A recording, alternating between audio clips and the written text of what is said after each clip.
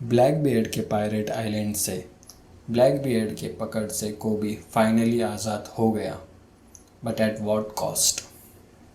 मेरा नाम है Mayur and welcome to Kuma zone for one piece related videos. Hachinosu island पे गार्प के इतने केओस और हैवॉक करने के बाद कोबी रेस्क्यू हुआ और चैप्टर की बढ़िया बात यही लगी कि कोबी के रेस्क्यू के पीछे कोबी, हेलमेप्पो और प्रिंस का ही हाथ था। बस एक गार्प का एक छोटा सा पर इम्पोर्टेंट सा योगदान था और गार्प की भी आइडियोलॉजी बहुत बढ़िया लगी। गार्प पढ़ाते हुए एक लेसन देता है कि गार्प अपने कैडेट्स को पढ़ाते हुए एक लेसन देता है कि अगर एक छोटा बच्चा और एक बुढ़ा एक आइलैंड पे फंसे हो और वो आइलैंड पर फियर्स बीस्ट हो और तुम्हारे पास एक बोट हो और वो बोट की कैपेसिटी सिर्फ 2 लोगों की हो, तो तुम किसे बचाओगे। And Garp had this real and practical ideology that you leave that बुड्ढा और बच्चे को बचा के लिव ऑन। आधे मरे हुए बुड्ढे को बचाने से अच्छा वो बच्चे की जान बचा के फ्यूचर सेफगार्ड करो, because potential of youth is limitless. That is not completely wrong. फिर भी गार्प को बेसबॉल बैट से मार खानी पड़ी, because all life matters. Garp getting a bump and still eating and Aokiji scratching his head बहुत wholesome लगा। Now let's talk about new young hero of the marine, captain कोबी। Hero title truly deserve करता है कोबी। 800 marines को black beard के चंगुलों से बचाने के लिए खुद को हवाले कर देना, खुद को सैक्रिफाइस कर देना। इतना ही नहीं, बच्चे और बुड्ढे की कहानी में बोट से उतर के वो बोट बच्चे और बुड्ढे को देना ताकि वो एस्केप करे, ये थी कोबी की आइडियोलॉजी। इतना सेल्फलेस कौन होता है।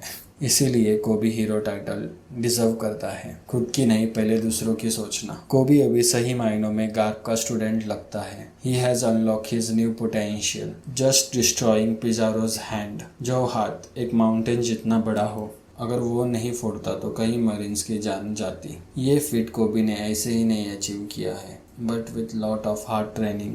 बंदा गार्प की बेरहम ट्रेनिंग के बाद भी टाइम निकाल के एक्स्ट्रा वर्कआउट करता था और गार्प की ट्रेनिंग पता है कितनी डेडली होती है। पर कोबी विदाउट मिसिंग अ डे पूरी रात बैटलशिप बैग्स को हिट करता जब तक उसके हाथों से खून ना आ जाए। Just crazy way to becoming a beast. तो बैटलशिप बैग्स का कॉन्सेप्ट बहुत सही लगा।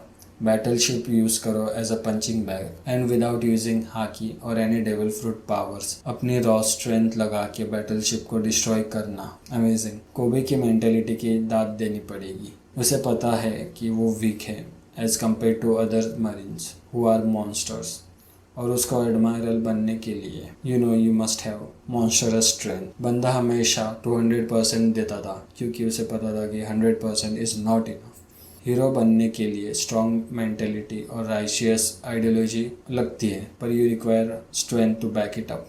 प्रिंस और हेलमोपो का भी योगदान था। प्रिंस ने जो डिस्ट्रॉयड हैंड का डेब्रिस था वो शिप को हिट करने से बचा लिया और हेलमोपो ने मेक श्योर किया कि कोई उनके रास्ते में ना आए। प्रिंस और हेलमोपो की मदद से कोबी रेस्क्यू हुआ और आइलैंड पे जितने भी स्लेव्स थे वो भी रेस्क्यू किए। आइलैंड जो कि पावरफुल पायरेट्स का हाइव है, जिसका किंग ब्लैक बियर्ड है, which is a big fit in it self, जो कि पॉसिबल हुआ only because of the one man and that is Garp. Now let's talk about the old hero of the marine. Garp laid back और reckless marine लगता है, पर नहीं, he is a veteran. Situation inevitable थी, Pizarro का हार, आओगेजी on the island.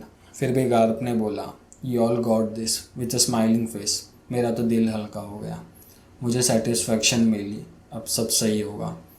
Motivate कर दिया कोबी, प्रिंस और हेलमोपो को and came with this quick successful plan in the heat of the moment. Garp ने एक ओपनिंग क्रिएट की उनके एस्केप के लिए। गार्प ने क्विक थिंकिंग लगाई, just veteran showing his battle skill.